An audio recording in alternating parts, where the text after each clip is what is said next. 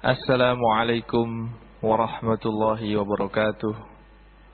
Bismillahirrahmanirrahim. Alhamdulillahi rabbil alamin. Wassalatu wassalamu ala ashrafil anbiya'i wal mursalin Sayyidina Muhammadin wa ala alihi wa ashabihi wa man tabi'ahu ila yaumiddin. Amma ba'du. Para pendengar yang saya muliakan, alhamdulillah seperti biasa, pada malam hari ini kita bisa berjumpa kembali dalam kajian kita, dalam kajian rutin kita, kajian fikih, kajian kitab takrib. Alhamdulillah dalam kajian kita kali ini, dalam kajian kita yang lalu telah kita mulai bahasan kita mengenai perkara-perkara yang disunnahkan dalam sholat. Dalam kajian kita yang lalu telah kita kaji mengenai masalah azan dan iqamah. Azan dan iqamah ini adalah perkara yang disunnatkan sebelum mengerjakan sholat. Dalam kajian kita kali ini kita akan membahas mengenai sunnah yang disunnahkan ketika seseorang dalam sholat. Dan seperti dalam kajian kita yang lalu, sunnah-sunnah yang disunahkan ketika orang mengerjakan sholat dibagi menjadi dua. Ada yang dinamakan sunnah ab'ad, ada yang dinamakan sunnah hayat. Sunnah ab'ad adalah kesunatan yang disunahkan dalam sholat. Jika ditinggalkan, maka disunahkan untuk melakukan sujud sahwi sebelum dia salam. Adapun sunnah hay'ah adalah kebalikannya. Sunnah yang disunahkan dalam sholat, jika ditinggalkan, tidak disunahkan dan tidak dituntut untuk melakukan sujud sahwi. Untuk sunnah ab'ad ini, Imam Abi Suja menyebutkan dua hal yang menjadi sunnah ab'adnya sholat. Beliau menyebutkan, Bismillahirrahmanirrahim, wa ba'da ad-dukhuli fiha syai'ani. Adapun kesunatan yang disunahkan ketika orang sudah masuk di dalam sholat, itu ada dua. At-tasyahudul awwalu, yang pertama adalah tasyahud yang pertama. Wal kunutu fis subhi, dan membaca doa kunut pada sholat subuh. Wa fil witri, dan di sholat witir. Fin nisfil akhiri, pada separuh. Min syahri ramadhana, pada separuh yang kedua di bulan Ramadan. Jadi untuk sunnat ab'adnya sholat ini, Imam Abi Suja menyebutkan dua hal.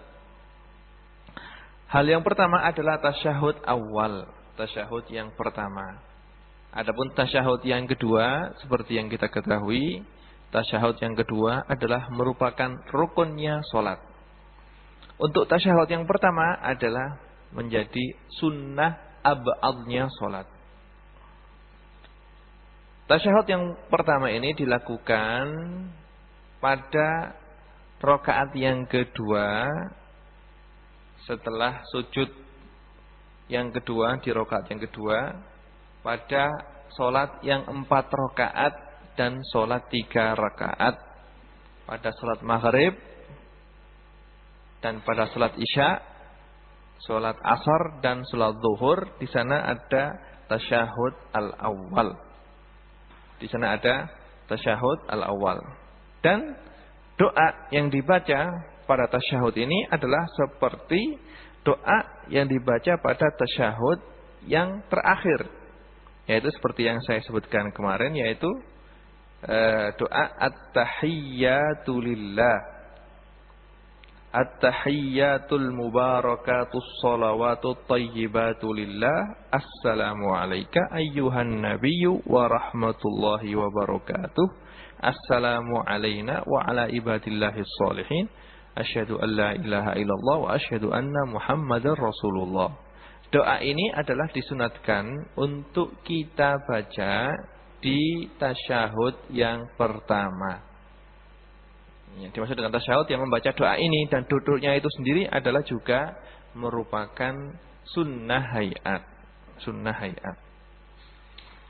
Dan untuk disunatkannya tasyahud yang pertama ini telah menjadi ijma' atau telah menjadi kesepakatan para ulama bahwasanya tasyahud yang pertama ini adalah termasuk ab'adnya sholat. Untuk cara duduknya bagaimana? Cara duduknya untuk tasyahud yang pertama ini duduk dengan cara apa saja boleh. Baik itu dengan cara iftirash atau dengan cara tawarruk atau dengan bersila boleh. Tapi yang afdol untuk tahiyat yang pertama atau tasyahud yang pertama ini, yang afdol adalah dengan duduk iftirash.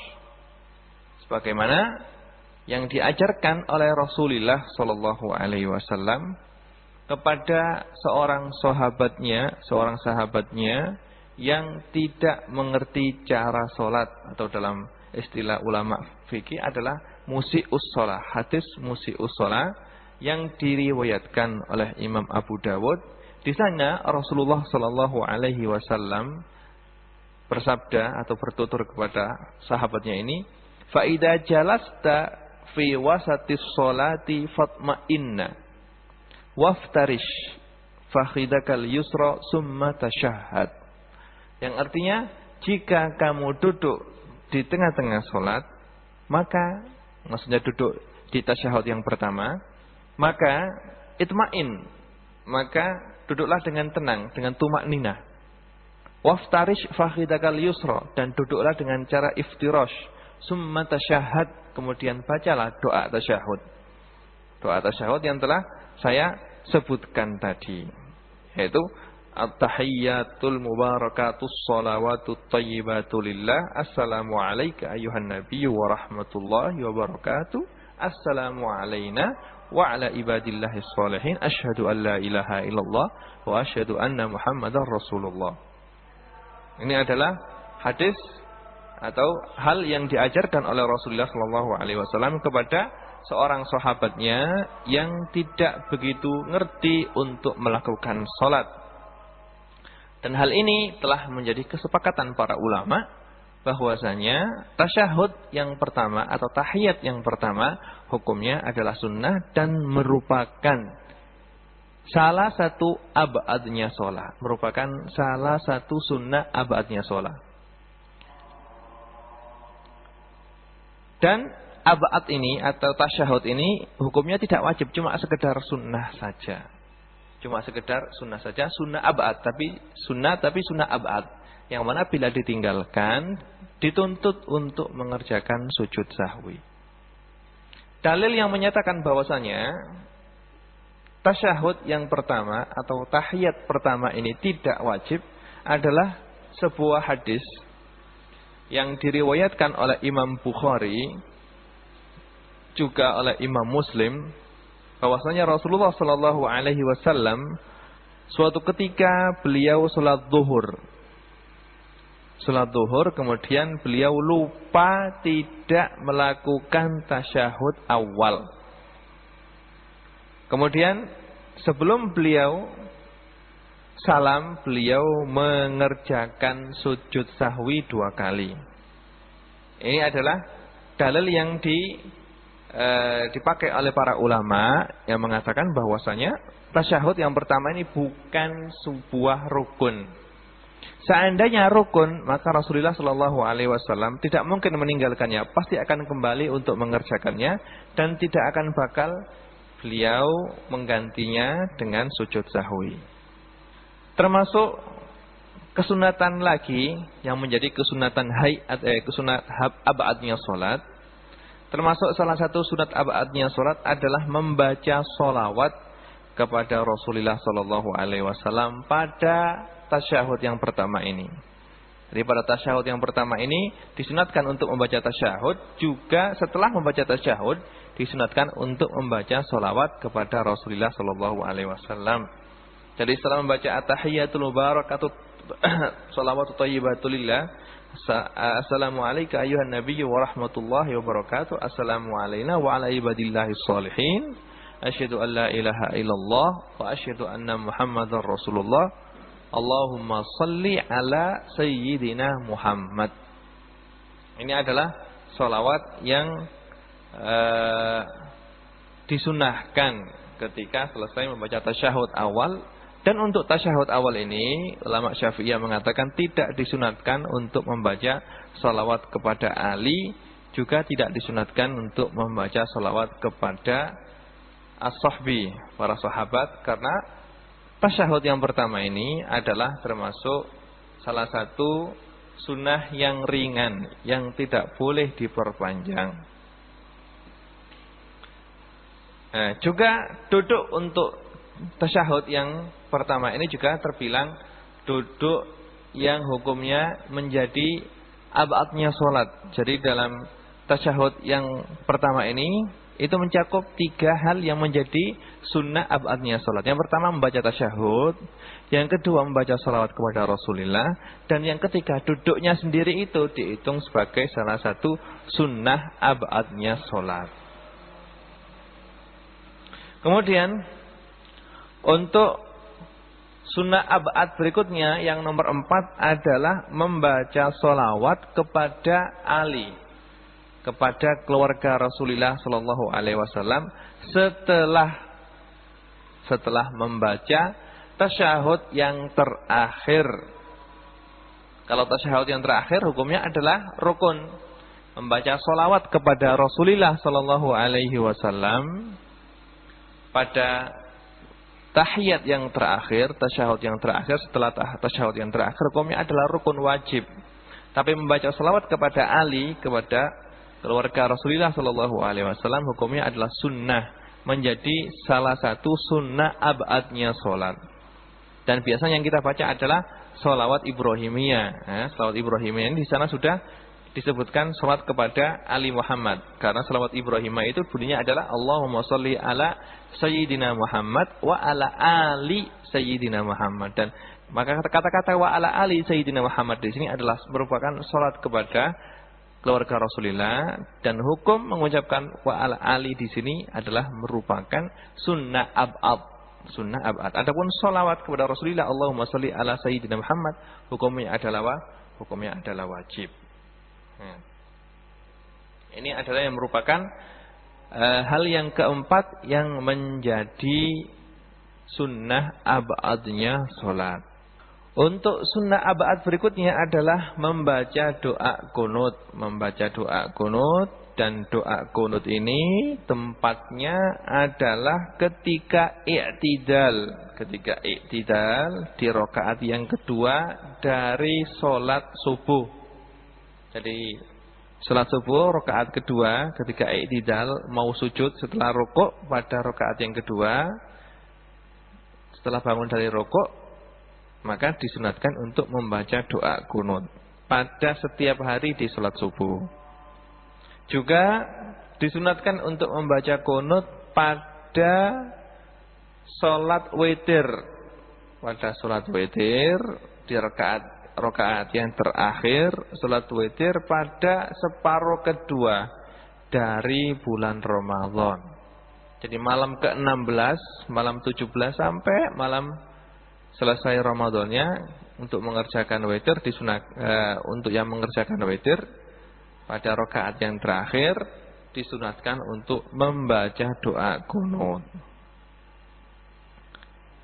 Dan ini adalah berdasarkan hadis yang diriwayatkan oleh Imam Ahmad dan Imam Tirmidzi dan yang lainnya dari sahabat Anas radhiyallahu anhu qala mazala Rasulullah sallallahu alaihi wasallam yaqnutu fi subhi hatta faraqat dunya.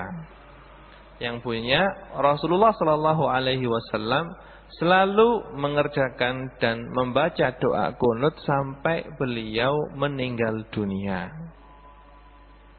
Juga dalam hadis yang lain yang diriwayatkan oleh Imam Bukhari dan Imam Muslim dari sahabat Anas juga radhiyallahu anhu, waqad su'ila, sahabat Anas telah ditanya oleh seseorang, aqanatan nabiyyu sallallahu alaihi wasallam as-subha, qala na'am.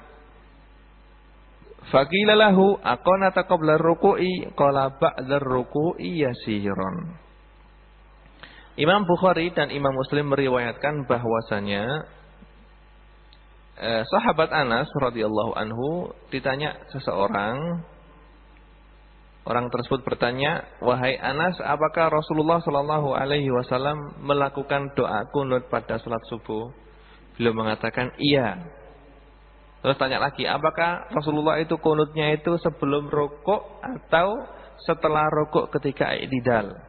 Beliau menjawab, Rasulullah melakukan doa kunut setelah rukuk ketika beliau dalam keadaan i'tidal. Ini adalah bahwasanya menandakan doa kunut itu disunahkan, disunahkan dalam salat subuh pada waktu orang tersebut setelah bangun dari rukuk ketika dalam keadaan i'tidal pada rakaat yang kedua. Dan perlu diketahui doa kunut ini untuk orang yang mau doa boleh untuk berdoa apa saja. Boleh untuk berdoa apa saja. Misalnya kalau dia berdoa, Allahumma ghfirli ya ghaffar, Allahumma rzuqni ya razzaq, Allahumma ftah alayya futuhal arifin, boleh. Yani mengucapkan doa apa saja boleh. Kalau misalnya dia tidak hafal doa yang diajarkan oleh Rasulullah sallallahu alaihi wasallam, maka sah dan masih dianjurkan untuk melakukan doa kunut. Yang penting berdoa apa saja. Akan tetapi jika dia berdoa dengan memakai doa yang diajarkan oleh Rasulullah sallallahu alaihi wasallam, maka doa ini adalah doa yang afdol, doa yang paling mulia, yang paling utama untuk dibaca ketika orang dalam keadaan doa kunut. Doa ini adalah sebagaimana yang diajarkan oleh Rasulullah sallallahu alaihi wasallam kepada cucunya Sayyidina Hasan bin Ali radhiyallahu anhuma, sebagaimana yang diriwayatkan oleh Imam Abu Dawud dan Tirmidzi dan yang lainnya. An Hasan bin Ali radhiyallahu anhuma qala, allamani Rasulullah sallallahu alaihi wasallam kalimatin aquluhunna fil witri, Allahumma hdini fi man hadait, wa afini fi man afait, wa tawallani fi man tawallait, wa barik li fima a'tait, wa qini syarra ma qadait, fa innaka taqdi wa la yuqda 'alaik, innahu la yadhillu man walait wa la ya'izzu man adait, tabarakta rabbana wa ta'alait. Ini adalah doa yang diajarkan oleh Rasulullah sallallahu alaihi wasallam kepada Sayyidina Hasan untuk dibaca di salat witir dan juga untuk dibaca di kunut pada salat subuh.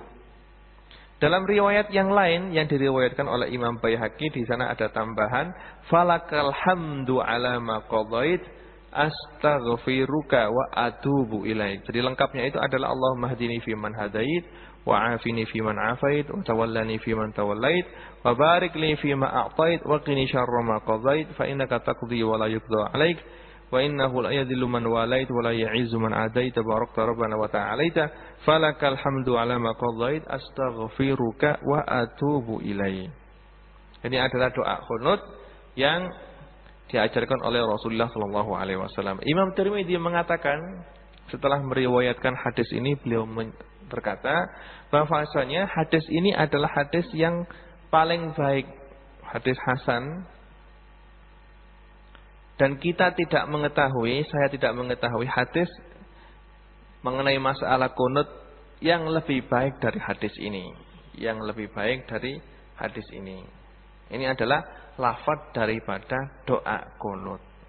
Dan disunahkan lagi dalam doa kunut ini untuk membaca sholawat kepada Rasulullah sallallahu alaihi wasallam dan kepada keluarganya dan kepada para sahabatnya juga membaca salam kepada Rasulullah dan kepada keluarganya dan kepada para sahabatnya.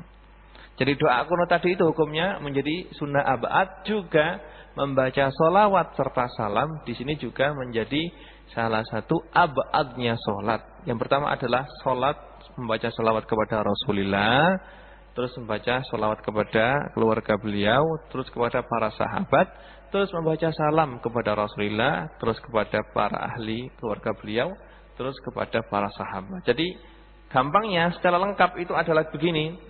Allahumma hdini fiman hadait, wa afini fiman afait, wa tawallani fiman tawallait, wa barik li fima a'tait, wa qini syarra ma qadait, fa innaka taqdi wa la yuqda 'alaik, wa innahu la yadhillu man walait, wa la ya'izzu man adait, tabarakta rabbana wa ta'alaita, falakal hamdu 'ala ma qadait, nastaghfiruka wa natubu ilaik, wa sallallahu 'ala sayyidina Muhammadin wa 'ala alihi wa sahbihi wa sallam.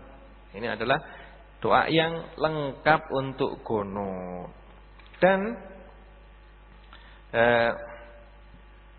doa kunut ini, ya, doa kunut ini adalah memang doa kunut ini adalah doa yang diajarkan oleh Rasulullah Shallallahu Alaihi Wasallam kepada Sayyidina Hasan untuk diucapkan pada kunut witir. Tapi di sana juga Imam Hakim meriwayatkan dari sahabat Abi Hurairah radhiyallahu anhu bahwasanya doa ini juga doa yang dibaca oleh Rasulullah sallallahu alaihi wasallam ketika beliau kunut subuh. Jadi sahabat Abi Hurairah berkata, "Kana Rasulullah sallallahu alaihi wasallam idza rafa'a ra'sahu minar ruku' fi sholati subhi fi raka'ah tsaniyah rafa'a yadayhi yad'u bi hadha du'a Allahumma hdini fi man hadait." Jadi hadis ini mengajarkan dan menunjukkan kepada kita bahwasanya doa kunut ini yang diajarkan oleh Rasulullah sallallahu alaihi wasallam kepada cucunya Sayyidina Hasan juga dibaca oleh Rasulullah ketika beliau dalam keadaan kunut subuh. Sebagaimana yang kita jelaskan tadi bahwasanya untuk kunut witir ini yang menjadi sunnah abadnya salat adalah kunut witir ini ketika dibaca pada pertengahan Ramadan. Jadi pada malam 16, 17 sampai selesai Ramadan ini hukumnya adalah sunnah abad. Sunnah abad menjadi abadnya salat. Ini adalah yang muktamad. Tapi di sana juga ada pendapat yang lain. Imam Nawawi dalam kitabnya At-Tahqiq, beliau mengatakan doa kunut ini juga disunahkan untuk dibaca setiap kali mengerjakan salat witir. Disunahkan. Ini adalah pendapatnya Imam Nawawi di kitabnya At-Tahqiq. Jadi sunnah juga untuk membaca doa kunut di setiap rakaat yang terakhir di setiap salat witir.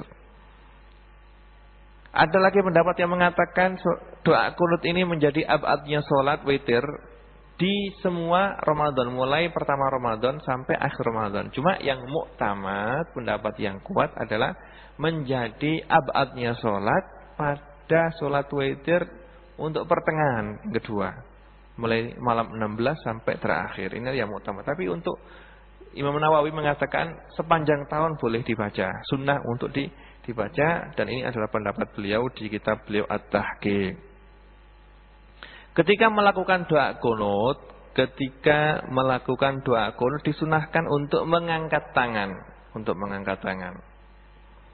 Apakah disunatkan untuk mengusap tangannya ke wajahnya? Tidak disunahkan. Sebagaimana disebutkan oleh Imam Al-Khisni dalam Kifayatul Ahyar untuk masalah mengusap muka setelah doa kunut, di sana tidak ada hadisnya. Yang ada adalah hadis yang menyebutkan bahwasanya Rasulullah Shallallahu Alaihi Wasallam mengangkat tangan beliau ketika melakukan doa kunut, kemudian menurunkan kedua tangannya ketika selesai. Hal itu berdasarkan hadis yang saya baca tadi, yaitu hadisnya sahabat Abu Hurairah yang diriwayatkan oleh Imam Hakim. Karena Rasulullah sallallahu alaihi wasallam idza rafa'a ra'sahu minar ruku' fi sholati subhi fi rak'ati tsaniyati rafa'a yadayhi wa yad'u bi hadha du'a Allahumma hdini fi man hadayt. Yang artinya bahwasanya Rasulullah Shallallahu Alaihi Wasallam setelah beliau mengangkat kepala beliau dari rukuk pada salat subuh, pada rakaat yang kedua, beliau mengangkat kedua tangannya dan berdoa dengan doa Allahumma hdini fi man hadait. Kemudian memang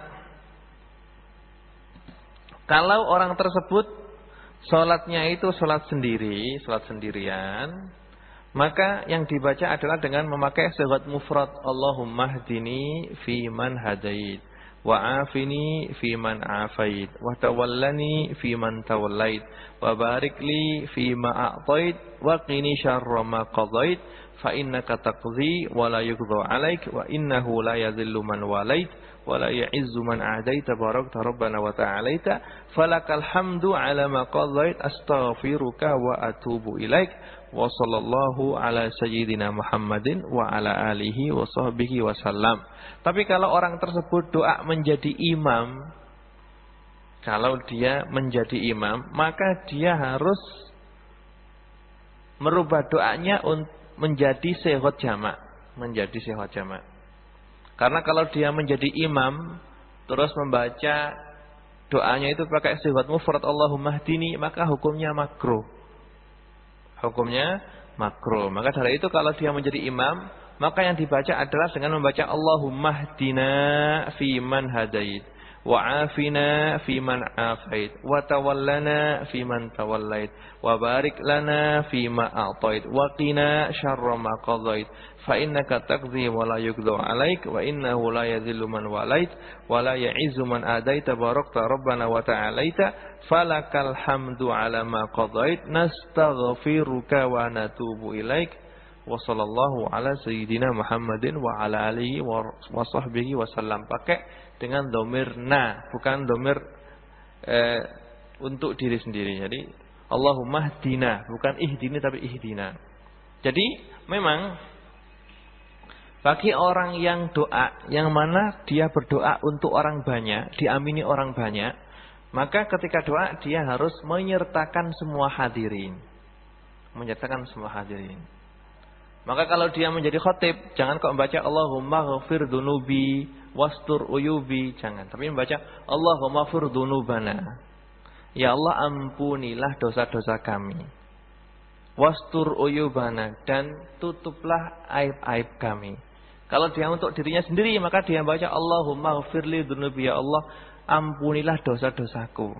Berarti dia, kalau dia doa untuk orang banyak, terus sehot yang dibaca itu adalah pakai ya mutakalim, berarti dia doa untuk dirinya sendiri.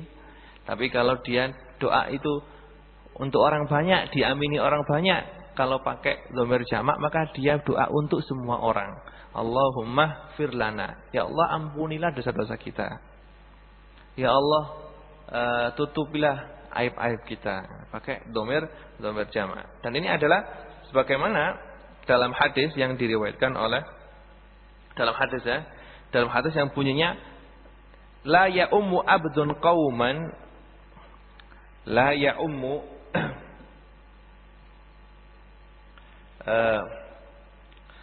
la ya ummu abdun qauman, ini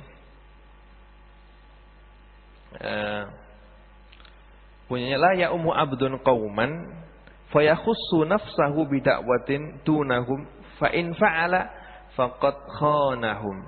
Yang artinya barang siapa yang menjadi imam untuk sebuah kaum, kemudian dia mengkhususkan doa untuk dirinya sendiri, maka dia telah mengkhianati orang yang menjadikan dia imam. Kalau imam doa untuk dirinya sendiri, berarti dia telah berkhianat kepada para makmum. Maka dari itu, kalau doa, sedangkan dia doa untuk orang banyak, maka hendaklah dia doa dengan memakai lafaz jamak. Hal ini telah disebutkan oleh Imam Ghazali dalam kitabnya Ihya, juga disepakati oleh Imam An-Nawawi dalam kitabnya Al-Adhkar. Jadi untuk doa, misalnya adab atau tata krama doa, itu kalau doa untuk orang banyak, maka hendaklah dia doa untuk semua dengan memakai doa Jamak kalau dia tidak bisa doa dengan pakai bahasa Arab, ya dengan pakai bahasa Indonesia. Ya Allah, ampunilah dosa-dosa kita.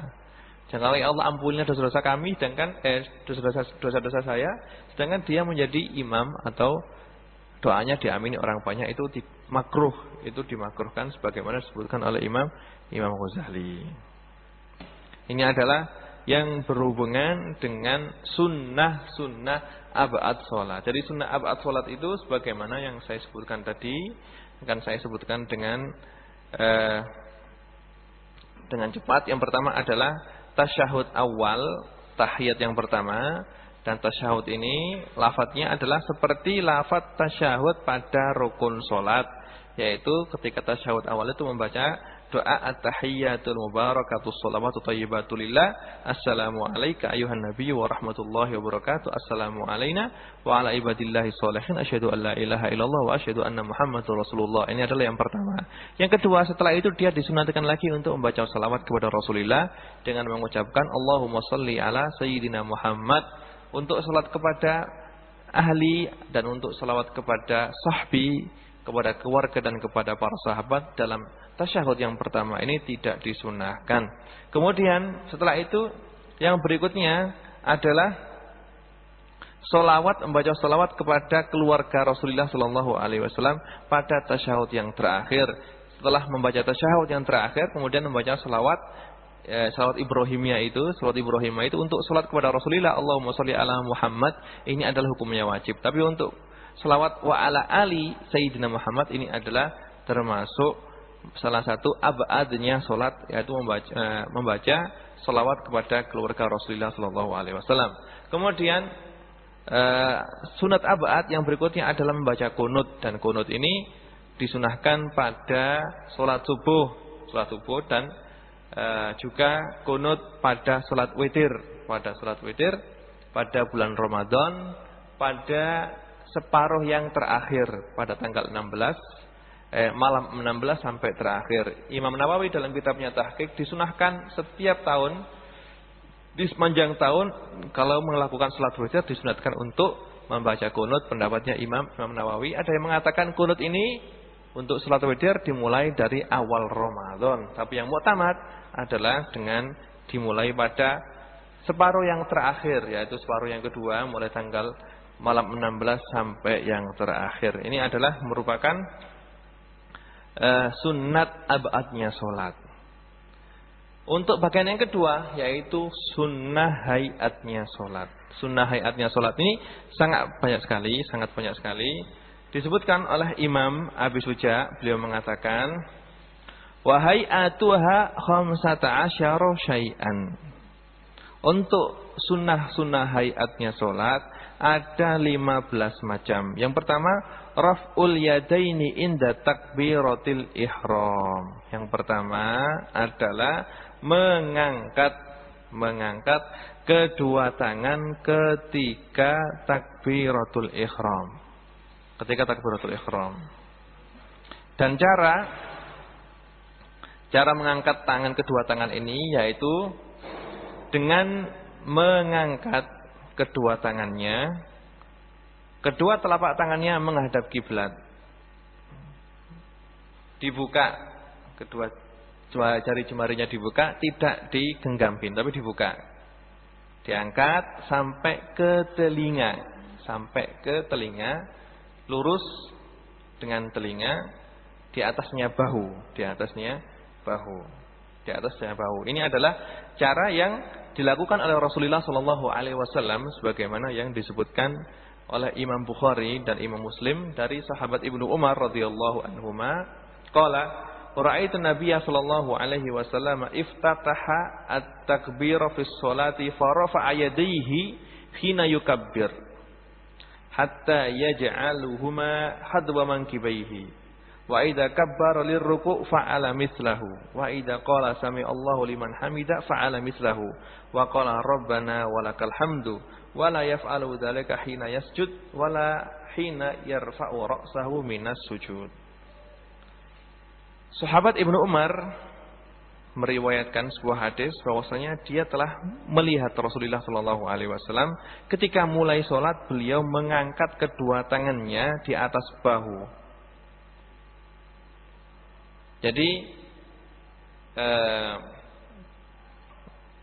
seorang yang sholat, ketika mulai sholat, dia mengucapkan Allah. Ketika mengucapkan takbir Allah, baru dia mengangkat kedua tangannya, diangkat di atas bahu, di atas dengan bahu lurus dengan kedua telinganya. Allahu Akbar. Kemudian diturunkan. Ketika membaca Allahu Akbar, hatinya niat usolli fardhu dhuhri. Makmuman kalau jadi makmum, imaman kalau jadi imam. Nah, mengangkat tangan ini itu dilakukan oleh Rasulullah Shallallahu Alaihi Wasallam seperti yang disebutkan dalam hadis Bukhari dan Muslim ini adalah ketika Rasulullah memulai sholat. Kemudian beliau mengangkat tangan ini juga ketika beliau mau melakukan rukuk. Ketika beliau melakukan rukuk setelah selesai membaca surat, mau rukuk beliau membaca Allahu Akbar, mengangkat tangan sambil rukuk. Kemudian juga beliau melakukan hal ini ketika beliau bangun dari rukuk. Ketika bangun dari rukuk mau i'tidal, sami Allahu liman hamidah, beliau mengangkat tangannya lagi. Jadi dalam hadis ini Ibnu Umar menyebutkan 3 tempat Rasulullah Shallallahu Alaihi Wasallam mengangkat tangan beliau. Yang pertama yaitu ketika memulai sholat. Yang kedua ketika beliau mau turun untuk rukuk. Yang ketiga adalah ketika beliau bangun dari rukuk. Bangun dari rukuk, sambil bangun beliau mengangkat tangannya. Sami Allahu liman hamidah. Kemudian membaca Rabbana walakal hamdu. Adapun ketika beliau mau sujud, kata Ibnu Umar, beliau tidak mengangkatnya.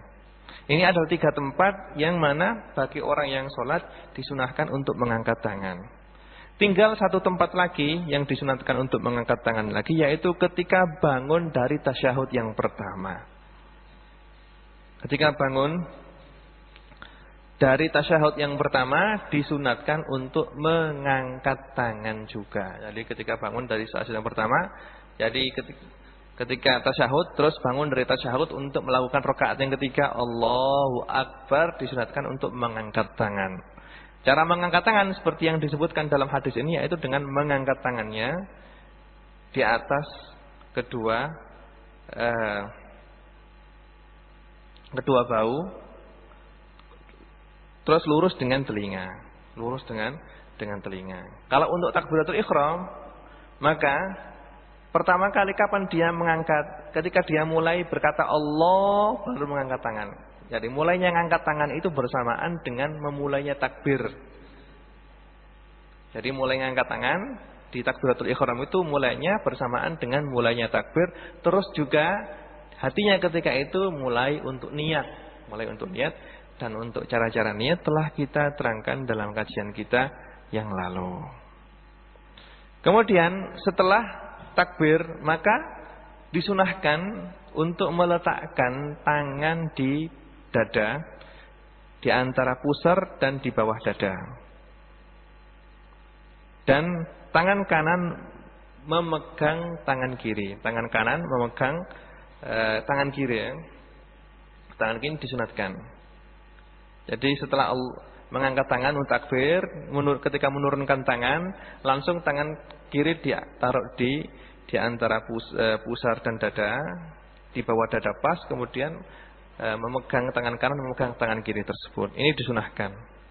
Sebagaimana dalam hadis yang diriwayatkan oleh Imam Muslim dari sahabat Wa'il bin Juhar radhiyallahu anhu, annahu ra'an nabiyya sallallahu alaihi wasallam rafa'a yadayhi hina dakhala fi shalat, summa wada'a yadahu al-yumna 'ala al-yusra. Jadi sahabat Wa'il bin Juhar radhiyallahu anhu meriwayatkan bahwasanya dia telah melihat Rasulullah sallallahu alaihi wasallam mengangkat kedua tangannya ketika beliau mulai salat, kemudian beliau melihat Rasulullah meletakkan tangan kanan di atas tangan kiri. Tangan kanan memegang pergelangan tangan kiri. Juga dalam hadis yang diriwayatkan oleh Imam Nasa'i yang bunyinya summa wada'a yadahu al-yumna 'ala kaffihil yusra waruzghi was-sa'id. Jadi Rasulullah sallallahu alaihi wasallam ketika takbir mengangkat tangannya, terus ketika menurunkan menaruh tangan kiri lebih dahulu, kemudian meletakkan tangan kanan di atas tangan kiri. Tangan kanan memegang pergelangan tangan kiri. Ini adalah termasuk salah satu sunnah hayatnya sholat. Jadi sunnah hayatnya sholat itu ada 15. Kita masih mengambil 2 macam dari 15 ini. Dan insya Allah untuk sunnah yang lainnya, yang ketiga, yang keempat sampai yang ke-15 akan kita terangkan dalam kajian kita yang akan datang. Karena waktunya sudah mepet, tidak cukup lagi. Mudah-mudahan apa yang kita kaji bisa kita praktekkan dan selalu diberkahi oleh Allah Subhanahu wa taala. Nasallallahu subhanahu wa taala ayaj'ala ilmana ilman mubaraka wa yaj'ala ilmana hujjatan lana la hujjatan alaina. Wa sallallahu ala sayyidina Muhammadin wa ala alihi wa sahbihi wa sallam. Subhana rabbika rabbil izzati amma yasifun wa salamun alal mursalin walhamdulillahi rabbil alamin. Wassalamu alaikum warahmatullahi wabarakatuh.